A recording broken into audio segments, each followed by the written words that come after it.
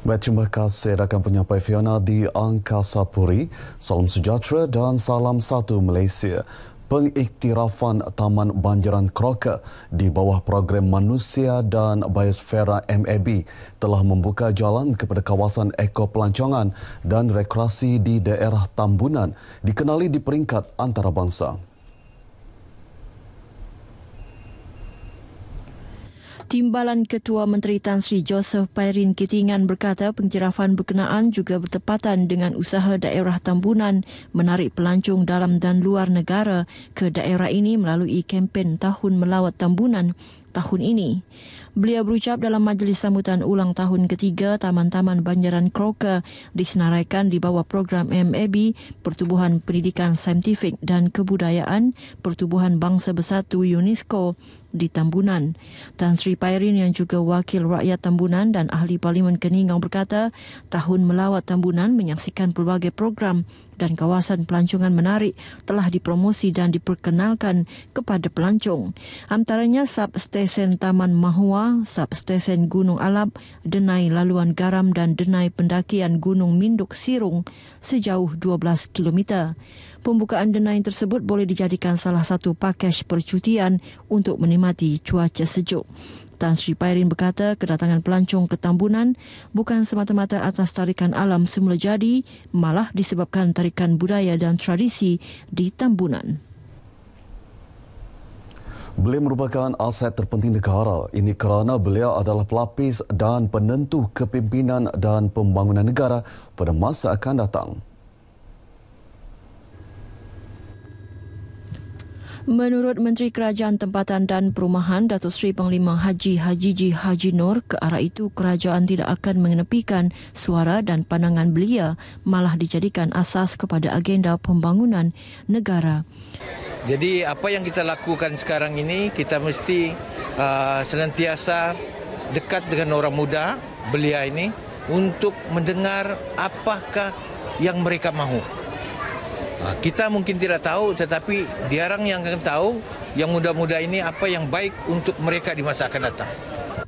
Beliau ditemui pemberita selepas merasmikan program Jalinan Mesra sempena sambutan Hari Raya Aidilfitri 2017 di Kampung Pinembawan, Tuaran. Datuk Hajiji yang juga wakil rakyat Sulaman berkata Transformasi Nasional 2050 TN50 menjadi agenda penting untuk merealisasikan hasrat tersebut. Dalam pada itu, beliau juga bersetuju menambah baik beberapa kemudahan infrastruktur seperti gelanggang futsal, jalan raya dan bekalan air paip di kampung berkenaan.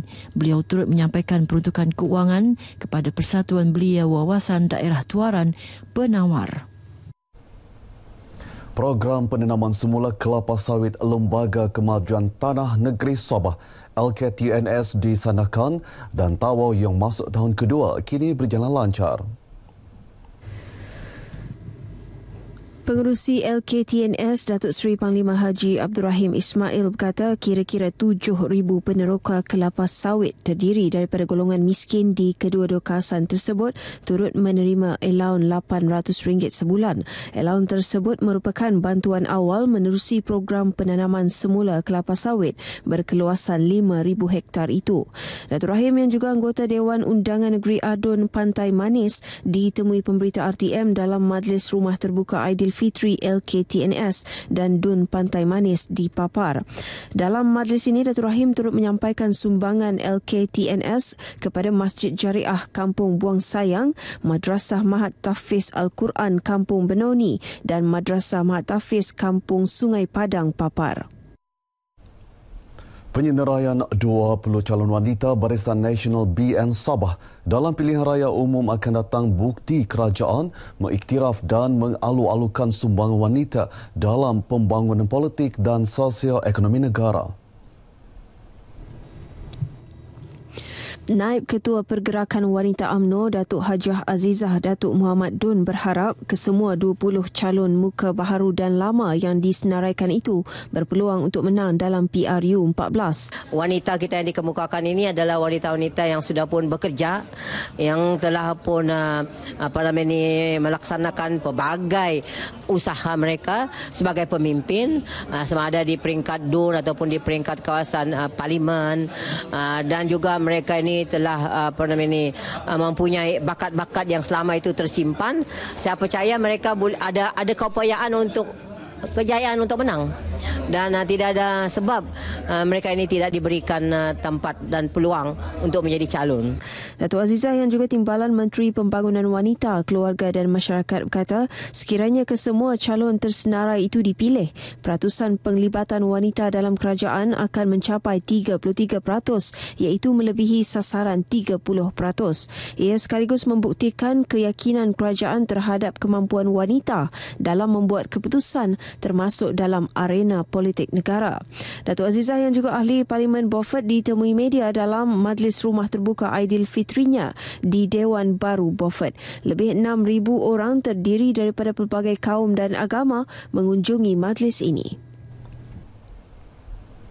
Program Turun Padang dan ziarah menziarahi para pemimpin terhadap masyarakat akar umbi, contoh dan bukti terbaik kepimpinan yang wajar dicontohi setiap ahlinya.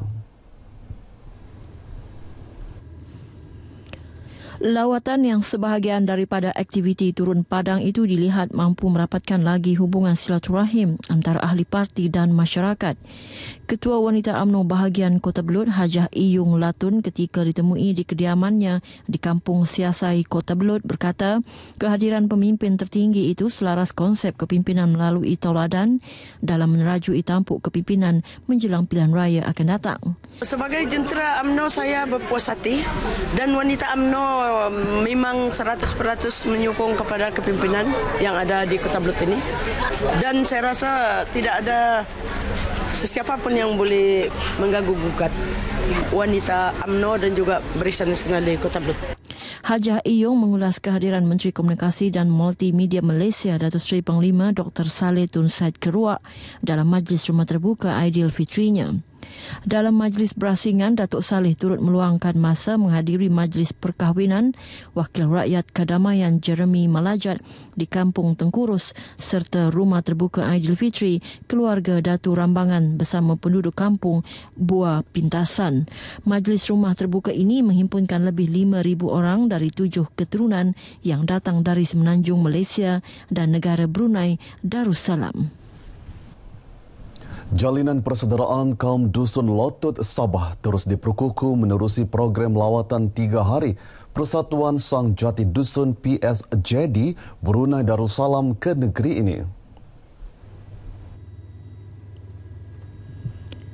Presiden Persatuan Suang Lotut Sabah PSLS, Datuk Freddy Sua berkata usaha itu penting bagi memelihara warisan dan kebudayaan bangsa dusun selain mengekalkan bahasa ibunda kaum dusun agar tidak ditelan zaman. Secara keseluruhannya, setiap pelosok pulau ini memiliki ciri-ciri suku kaum ataupun bahasa dia sendiri. Dengan secara langsung, kalau kita wujudkan kesatuan kita di antara satu sama yang lain, lebih-lebih lagi di antara negara Malaysia, Brunei dan juga Indonesia dengan menyatukan atau pemeliharaan kepada bangsa dan suku bahasa di kawasan Borneo ini, ia tentu pada masa depan akan menjadi satu tempat atau kepulauan pelancongan yang terkenal di merata dunia. Di Brunei, nama British daripada British dusun. Kami menyebut yang dalam pakat Sang Jati. Sang Jati bahasa Hindu Tulin. Tulin Borneo. Yang di Sabah juga Lutut. Setelah British dusun. Dusun berbagai-bagai. Saya ingat itulah yang Lutut dengan Sang Jati serumpun. Mereka ditemui media dalam Majlis Jalinan Muhibah Suang Lotut Sabah dan Persatuan Sang Jati Dusun PSJD Brunei Darussalam 2017 di Tuaran. Lebih 60 ahli PSJD Brunei menyertai rombongan lawatan kali ini. Mereka turut berpeluang melawat Linangkit Cultural Village selain dihiburkan dengan tarian dan muzik tradisi suku kaum Dusun Lotut. Pusat Konservasi Beruang Madu Borneo BSBCC di Sepilok Sandakan terus menerima peningkatan jumlah pelawat setiap tahun sejak dibuka kepada orang ramai pada 2014. Tahun lepas ia menerima 61,538 pelawat berbanding 51,858 pelawat pada 2015 dan 48,506 pelawat pada 2014. Menurut pengasas dan ketua pegawai eksekutif BSBCC Wong Siu Tee, tahun lepas ramai 25,027 pelawat merupakan warga Malaysia, manakala pelawat luar negara paling ramai ialah dari United Kingdom berjumlah 13,991 orang, diikuti Australia 5,957 orang dan Amerika Syarikat 2,418 orang. Bercakap di Sandakan, katanya pusat ini mula beroperasi pada 2008 namun hanya dibuka kepada orang ramai selepas penyediaan kemudahan kepada pelawat siap.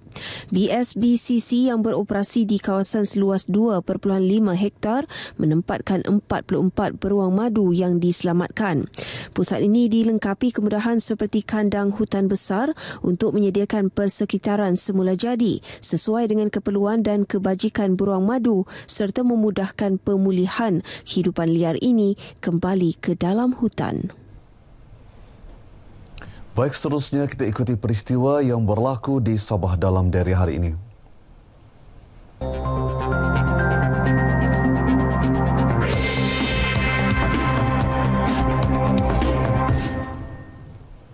Sedang berlangsung ketika ini program Sunday Family Ride di Taman Awam Teluk Likas, Kota Kinabalu.